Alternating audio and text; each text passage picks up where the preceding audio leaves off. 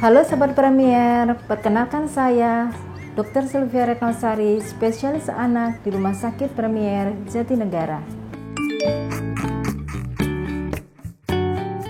Meningitis merupakan suatu kondisi darurat dan membutuhkan pengenalan tanda atau gejala serta penanganan secara dini yang adekuat. Meningitis adalah radang selaput otak mengenai selaput otak sampai ke cairan cerebrospinalis. Penyakit ini masih menjadi momok di seluruh dunia karena angka kesakitan dan kematiannya yang tinggi, serta komplikasi jangka panjang terkadang bersifat permanen. Meningitis bisa menyerang siapa saja di rentang usia berapapun. American Academy of Pediatrics menyatakan bahwa 50% kasus meningitis justru terjadi pada bayi berumur kurang dari 2 bulan.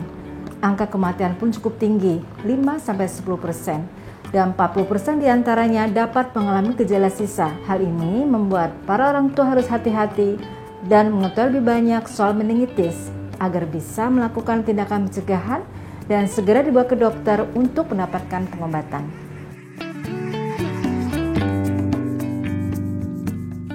Penyebab terjadi meningitis pada anak adalah adanya infeksi dari bakteri, virus, jamur, atau parasit. Bakteri sebuah penyebab meningitis bisa ditularkan dari ibu ke bayi yang baru lahir atau menyebar dari ibu ke bayi selama persalinan atau dari makanan yang terkontaminasi atau mulai batuk dan bersin. Virus sebagai penyebab meningitis seperti virus influenza menyebar melalui batuk, bersin, dan kontak dengan orang yang sedang terinfeksi. Virus lain seperti herpes simplex, virus campak, gondong, dan virus varicella zoster juga dapat menyebabkan meningitis. Umumnya, gejala awal meningitis memiliki kemiripan dengan gejala penyakit flu. Namun, tetap terdapat perbedaan gejala pada tiap-tiap tahapan usia. Usia 0-3 bulan terdapat demam, malas minum, muntah, perubahan suhu tubuh, dan kesadaran menurun.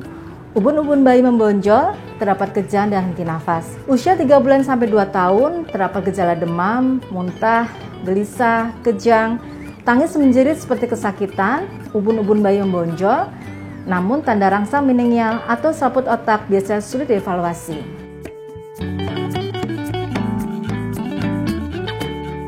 Untuk mendiagnosis meningitis, dokter akan bertanya mengenai riwayat kesehatan serta gejala. Apabila setelah pemeriksaan fisik dokter mencurigai meningitis, akan melakukan pemeriksaan darah, tes urin, fungsi lumbar, dan CT scan kepala. Pengobatan serta perawatan meningitis pada anak dan bayi akan dokter lakukan sesuai dengan gejala, usia, serta kondisi kesehatan sebelumnya. Pengobatan tergantung penyebabnya, apakah akibat bakteri atau virus. Bila akibat kuman TBC, biasa pengobatan bisa mencapai sampai 10 bulan.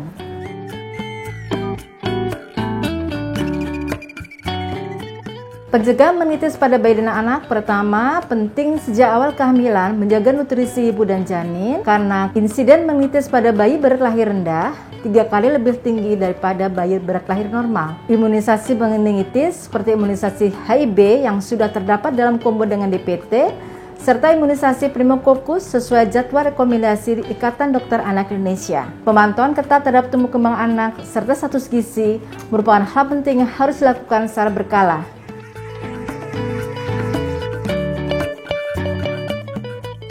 Khusus untuk imunisasi meningitis, pastikan Anda mendapatkan imunisasi HIV, juga VCV, serta cegah sedari dini untuk masa depan anak lebih baik.